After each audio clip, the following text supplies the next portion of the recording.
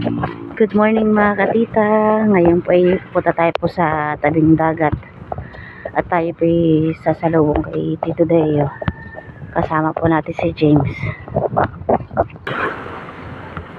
Ngayon po ay mataas po yung tubig.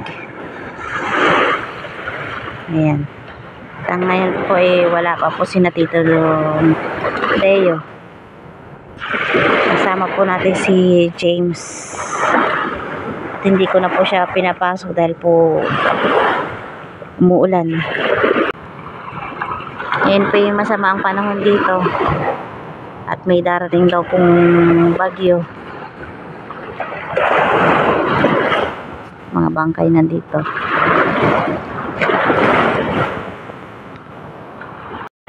Ang kalangitan po ngayon dito ay madilim. At dun po sa anong dagat yung maano na yung ulap. Maitim na yung ulap.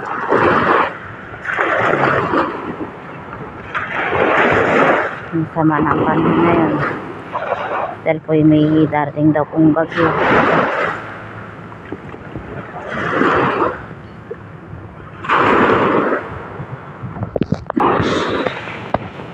Si Tito Deo lang po ngayon ang lumaot dahil po si Tito Ninyo po ay wala siyang magamit na underwater na ilaw, pero may kasama naman po si Tito Deo yung isang bangka. Yan yung kanyang kabarkada paglaot. At chat na po si Tito Deo, parating na po siya. Ayan po.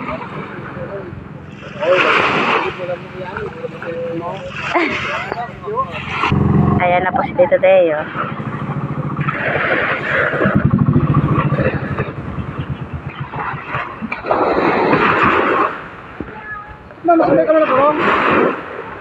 Ayan po, bubuhatin na po yung kanyang bangka. Titingnan po natin kung anong huli niya.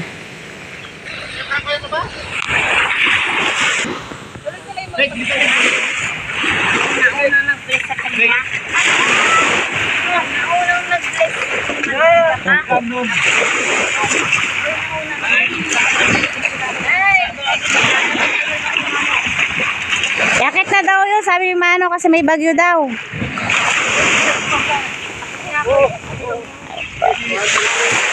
Mabigat na talaga yung bangka niya. Yan po yung huli ni Tito Deo. Ito yata ay may pusit din. Ayan po. At may pusit. At ito po pala ay naputol po yung kanyang LC. Yan po yung pina-welding ng isang araw. Kaya pala mabagal. Kaya po pala ay mabagal ang kanyang takbo. Ito lang kanyang LC. At yan po yung huli dito yung pusit. Bakit na? Mura? Isda. Tingnan natin. Yan, may parang nalakaw-lakaw ng makikan. Untak na, may 10 kilo siguro. Kanya mo.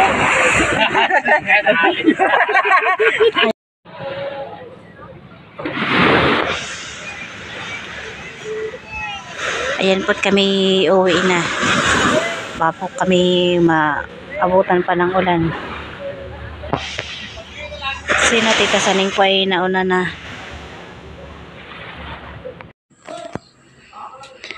Ayan po't mag-adobo po daw si Tito Deo ng adobong pusit. Bali nakahiwa na po ako ng sibuyas at saka bawang. At ngayon lang po ulit makakatikim ng adobong pusit.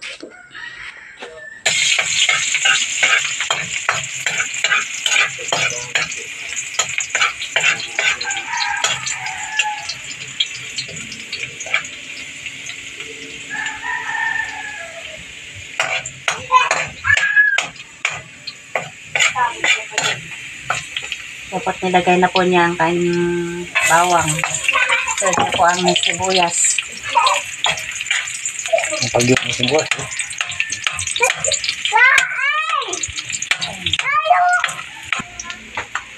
Ito. Yan po, nakalagay na rin po yung pusit.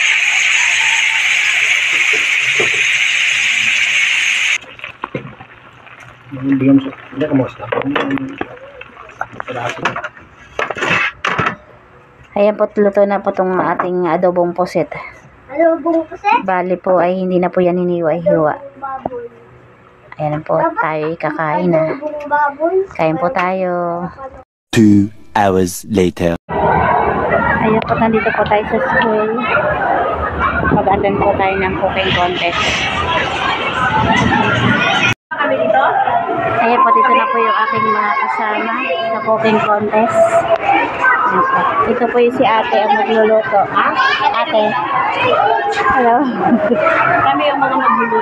Sila po yung magluluto. Ayan po, dito po kami magluluto. Ayan po yung aming mga kasama. Magluluto po sila.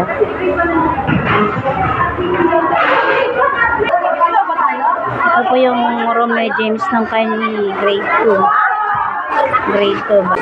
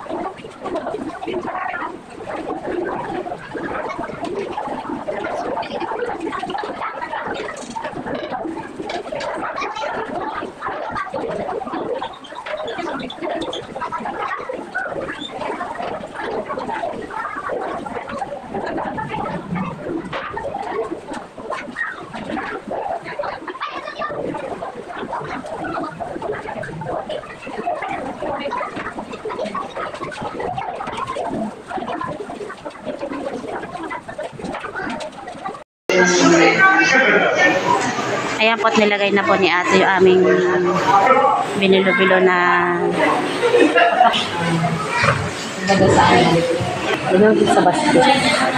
Ayan po, tapos na tayo namin bilog-bilog itong kakanin namin. Ito po yung aming cook, si ate.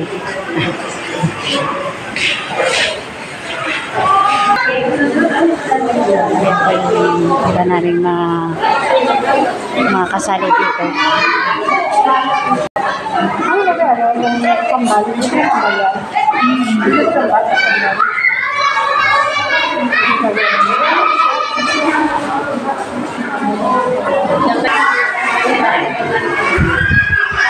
Bakit yung kayo mga bata dito?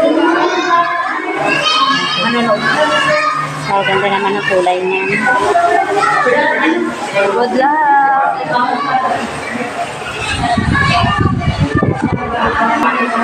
Ito naman po yung sa kabila. Sali rin po sila sa cooking contest ng kakanin.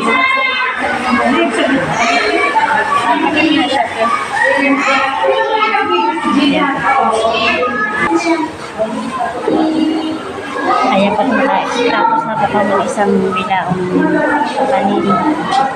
Yan ang aming finished product. Yan ang aming finished product daw, sabi ni Cook. Yung chef.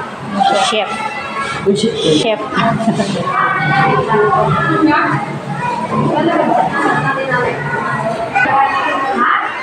Bali po sa room na to ay apat po kaming kasali. Iba't iba't section po ito. Doon po sa kabilang section sa kabilang room ay iba rin pong section. Bali po pala dito sa room na to ay grade 3 at saka grade 4. Ayan po, tapos na po kami sa kami nakadalawang dapat kami tapos na. Dito yung dito. Ito po yung sa grade 4 sunflower.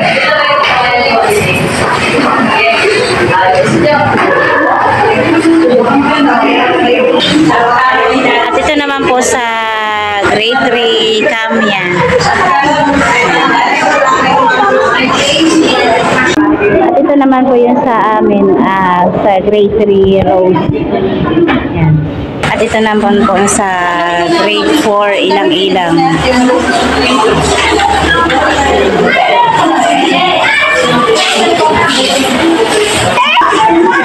At ito naman po sa kabilang room.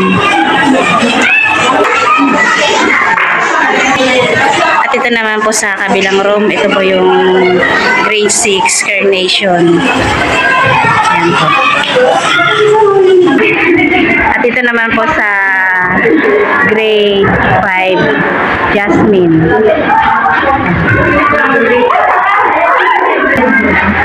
Meron pa po silang apple na dab. At ito naman po yung gawa ng grade 5 daisy. At ito naman po ang grade 6 yellow bell. Yan po yung kanilang gawa. At ito naman po ang gawa ng grade 5 santal. Ayan po sila.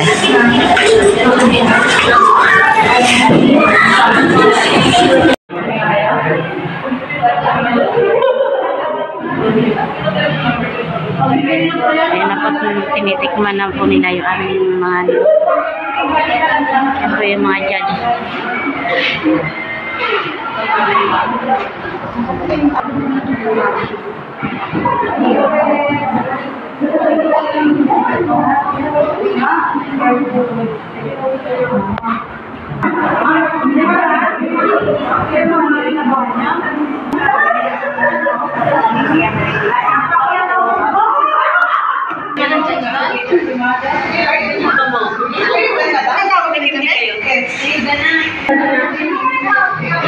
Ayan po, titikman na po namin yung aming mga gawa. Titikman namin yung aming mga gawa.